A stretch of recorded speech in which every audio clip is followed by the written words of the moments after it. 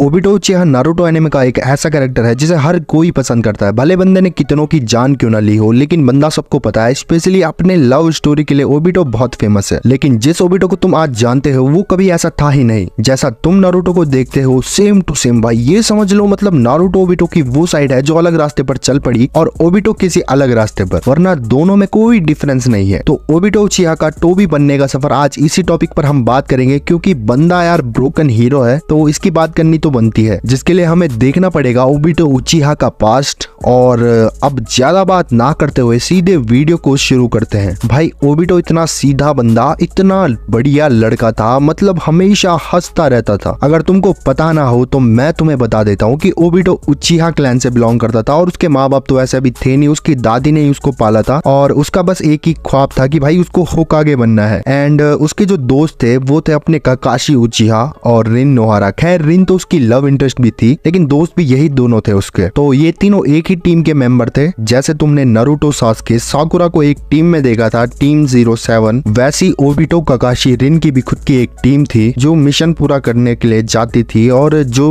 Chunin से गेनिन मतलब साथ में ट्रेनिंग करते थे एक टीम में। और इनकी टीम के जो लीडर थे, जैसे नारुतो में तो काकाशी था, तो यहाँ इनके टीम के लीडर थे मिनाटो नामिकाजे। तो भाई देखो, साफ सीधी बात कह दूं, ओबिटो का सपना तुम्हें पता ही है होकागे बनने का, और बंदा काफी मेहनत भी करता था, ऐसी बात नहीं है। मतलब जैसा भी था, लेकिन भाई उसका दिल इतना साफ था कि तुम मतलब अगर बचपन में उसको मिलते तो भाई उससे अच्छा लड़का तुम्हें कोई और देखने को ना मिलता। ओबिटो इतना साफ दिल का था, लेकिन किस्मत को कुछ और ही मंजूर था। उसके टोबी बनने की शुरुआत भाई बहुत छोटे में ही शुरू हो गई थी। तो होता कुछ यूं है, अगर तुमने मादरा उचिहा वाली वीडियो नहीं देखी है तो वो देख लेना, मैं उससे तुम समझ जाओगे थोड़ी बहुत कहानी। और मैं यहाँ ओबिटो वाली वीडियो पे तुम्हें बता देता हूँ कि मादरा उचिहा को एक ऐसा बंदा चाहिए था, मैंने उस वाली वीडियो में बताया, उसको एक ऐसा बंदा चाहिए था जो उसकी लेगेसी को आगे बढ़ाए। मतलब देखो, मादरा था तो एक इंसान ही, लेकिन अब वो बूढ़ा होने के साथ वो उसको पता था वो कभी भी मर सकता है, तो उसको एक ऐसा बंदा चाहिए था और उसने अपना बंदा ढूंढ लिया। उसने एक जबरदस्त प्लान बनाया, क्योंकि नारुतो एनिमे के सब कांड मादरा ने ही करवाया है, तो ये भी मादरा ने पूरा प्री प्लान करके रखा था। 3rd ग्रेड निंजा वॉर के समय में जब रिन नोहारा को किडनैप कर लिया था, तो काकाशी और ओबिटो उसको बचाने के लिए मिशन पर जाते हैं और उस मिशन के बीच में ओबिटो एक बड़े से पत्थर के नीचे आ जाता है, मतलब उसके नीचे दब जाता है। तो बंदे का पूरा राइट साइड पर पूरा पत्थर पड़ा था और राइट साइड पे उसके पत्थर आने से पूरा वो क्रश्ड हो गया था। मतलब ओबिटो की एक साइड पूरी की पूरी बहुत तहस नहस हो गई थी, उसका लग भी नहीं रहा था कि बंदा बचेगा या नहीं बचेगा।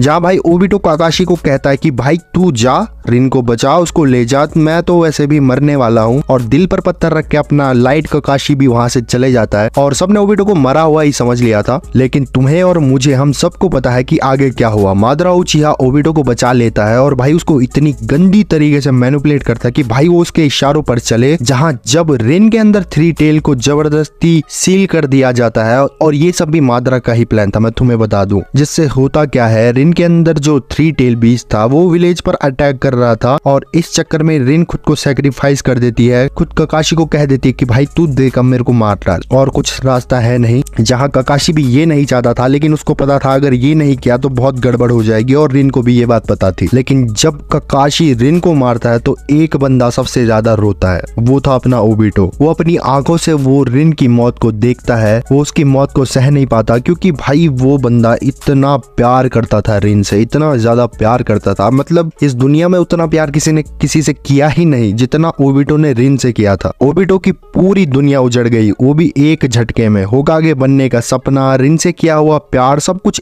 एक झटके में खत्म हो गया। उसके पास वो दिल बचा ही नहीं था जिससे वो सही और गलत को अब महसूस कर सके। और मादरा उचिहा ने उसे वैसे भी इतना भयंकर मैनिपुलेट कर ही दिया था, उसको हाशिरामा सेल्स की मदद से उसको ठीक भी कर लिया था, और उसको खुद से उसने ट्रेन भी किया और उसको अपना सपना दिखाया, उसे बताया तुझे क्या क्या करना है, कैसे शांति आएगी। ओबिटो भी पूरा मैनिपुलेट हो गया। अब देखो, ये तो होना ही था, क्योंकि जो दिल के साफ होता है, अगर उनके अंदर दर्द भर जाए, इतना दर्द जो कोई सह नहीं सकता, तो वही साफ दिल के बंदे ही सबसे ज्यादा तबाही मचाते हैं भाई। और इसके बाद मादरा की डेथ हो गई थी, पर यहीं से शुरुआत हुई थी ओबिटो की टोबी बनने की कहानी। वो सफर जो हमें आगे 4th ग्रेड निंजा वॉर तक ले चला। इसके बाद ही ओबिटो ने जो प्लान बनाए सब धीरे धीरे करके सही होते गए और उसने मादरा के नाम को जिंदा रखा अपने अंदर और खुद की पहचान को हमेशा के लिए भूल गया। मादरा का खौफ उसने बनाए रखा, वो अपना सब कुछ भूल गया, उसे कुछ याद ही नहीं रहा। बस उसे याद था तो सिर्फ अपना वो प्यार जो वो रिन से करता था।